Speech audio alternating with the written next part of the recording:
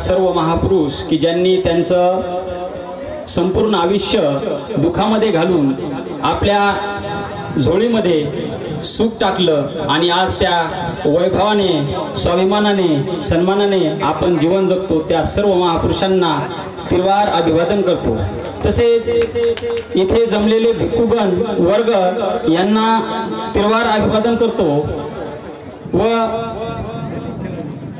माजी आमदार बोर्डीकर साहेब तसेच आपल्या जिंतूर आणि सेलू मतदारसंघातील लाडक्या आमदार मेघना दीदी यांचं पण खूप अभिनंदन करतो व इथे जमलेले बौद्ध उपासक उपासिका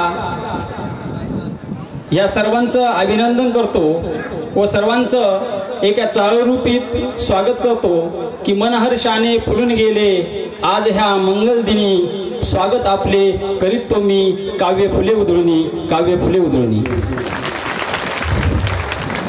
तर आज तथागत गौतम बुद्धाची पायाभरणी ह्या कार्यक्रमासाठी खूप आपण सर्वजण पुण्यवान आहोत की ह्या ऐतिहासिक क्षणाचे साक्षीदार आपण सर्वजण आहोत।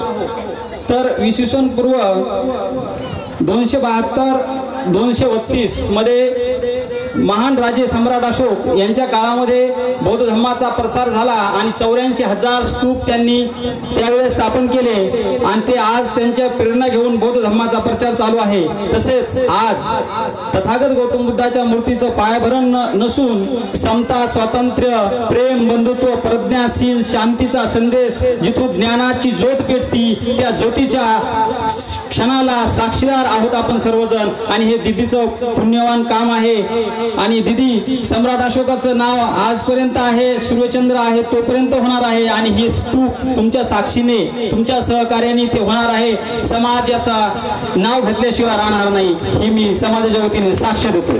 तसेच स्त्रीला स्त्रीचं दुःख समजतं म्हणून आपण पुण्यवान आहात की सेलू आणि जिंतूर मतदारसंघातील एक स्त्री आमदार आहे। डॉक्टर बाबासाहेब आंबेडकरच्या राज्यघटनेतून अधिकारातून दिदी आमदार झाल्यात आणि स्त्रीचं काय जे दुःख असतं वेदना असतात ह्या दिदीला चांगल्याच ठाऊक आहात आणि म्हणून दिदीनं युद्ध योजनेतून सगळ्या उपक्रमातून ह्या गोष्टी करत आल्यात आणि करत राहणार आहात। दिदी नक्कीच ह्याही वेळेस तुम्ही आमदार आहात येणाऱ्या काळातही आमदार राहणार आहात। तुमचं कार्य लाखमोलामध्ये एक आहे।